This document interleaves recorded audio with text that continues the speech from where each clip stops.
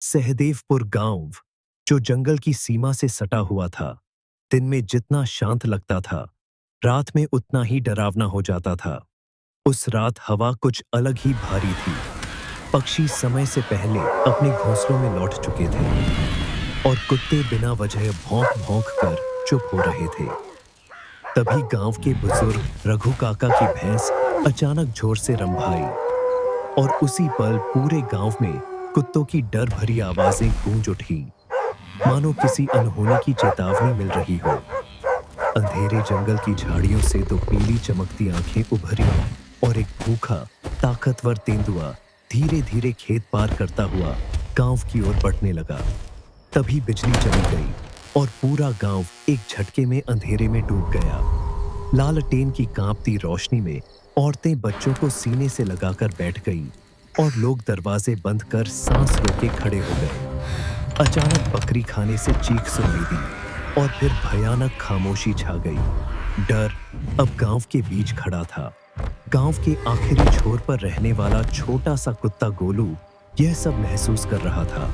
उसकी टांगें कांप रही थीं, दिल जोर-जोर से धड़क रहा था और वह चाहता तो किसी कोने में छुप सकता था, लेकिन उसी डर के बीच उसने हिम्मत जुटाई और तेंदुए के सामने आकर पूरी ताकत से भौंकने लगा। उसकी आवाज भले छोटी थी, पर लगातार और चुभने वाली थी। गोलू पत्थरों पर चढ़कर इधर-उधर दौड़ने लगा ताकि शोर बढ़े और लगे कि पूरा गांव जाग चुका है। तेंदुआ ठिठक गया क्योंकि उसे ऐसे साहस की उम्मीद नहीं थी। गोलू की आवाज सुनकर बाकी कुत्तों में भी हिम्मत आ गई और एक-एक करके पूरे गांव में भौंकने की गूंज फैल गई। कुछ लोगों ने छत से टॉर्च जलाई, किसी ने ढोल पीटना शुरू किया और डर अब शोर में बदल चुका था। यह देखकर तेंदुआ घबरा गया और बिना देर किए उसी रास्ते से जंगल की ओर भाग गया जहां से वह आया था।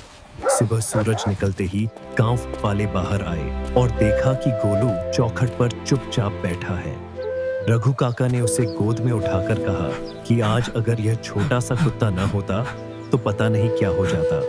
और उसी दिन सहदेवपुर गांव ने यह सीख ली कि हिम्मत कद या आवाज से नहीं मापी जाती। हिम्मत उस दिल में होती है जो डर के सामने भी पीछे हटने से इनकार कर दे।